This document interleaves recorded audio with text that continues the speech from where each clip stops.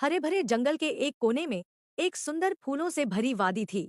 इस वादी में कई तरह के कीट पतंगे रहते थे, जिनमें से तीन सबसे खास थे। एक मेहनती मधुमक्खी जिसका नाम बिंदु था, एक खुशमिजाज तितली जिसका नाम तारा था, और एक संगीत प्रेमी टिड्डा जिसका नाम मोंटी था। एक दिन बिंदु सुबह सुबह अपने छत्ते से निकलकर फूलों का रस इकट्ठा करने चली गई।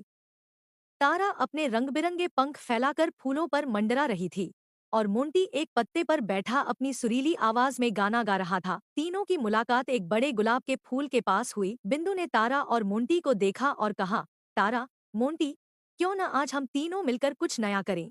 मैंने सुना है कि इस वादी के पार एक रहस्यमय बगीचा है, जहाँ के फूल बहुत ही अनोखे और मीठे होते हैं। तारा ने अपने पंख फड़फड़ाते हुए कहा, वाह, यह तो मजेदार होगा, चलो चलते हैं। मोंटी ने भी उत्साहित होकर कहा, मेरा गाना उस बगीचे में और भी सुरीला लगेगा, चलो चलते हैं। तीनों ने मिलकर उस बगीचे की ओर उड़ान भरी। रास्ते में उन्हें कई तरह की बाधाओं का सामना करना पड़ा।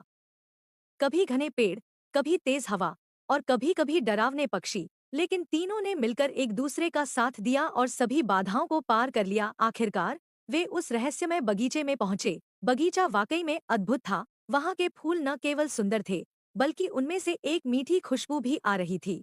बिंदु ने तुरंत फूलों का रस इकट्ठा करना शुरू किया। तारा ने फूलों पर मंडराते हुए अपने पंखों का जादू बिखेरा, और मोंटी ने अपनी सुरीली आवाज में गाना शुरू कर दिया। लेकिन तभी एक बड़ी मकड़ी ने उन पर हमला कर दिया। मकड़ी ने सोचा कि वह इन छोटे कीटों को आसानी से पकड़ लेगी। बिंदु, तारा और मोंटी घबरा गए, लेकिन उन्होंने हार नहीं मानी। बिंदु ने अपने छोटे पंखों से मकड़ी पर वार किया।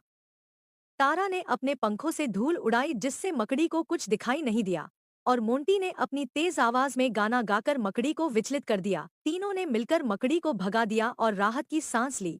उन्होंने एक दूसरे को धन्यवाद दिया और खुशी खुशी अपने काम में वापस लग गए। बिंदु ने सबसे मीठा रस इकट्ठा किया, तारा ने अपने पंखों से फूलों का पराग फैलाया, और मोंटी ने अपनी सुरीली आवाज से पूरे बगीचे को मंत्रमुग्ध कर दिया। शाम होने पर तीनों वापस अपने घर लौटे। रास्ते में उन्होंने अपनी साहसिक यात्रा के बारे में बातें की और महसूस किया कि एकता और मित्रता से वे किसी भी चुनौती का सामना कर सकते हैं।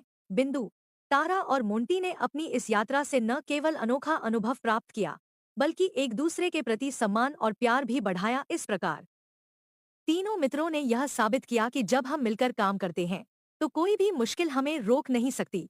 उनकी दोस्ती और साहस की यह कहानी जंगल के हर कोने में गूंजने लगी, और वे सबके लिए प्रेरणा बन गए।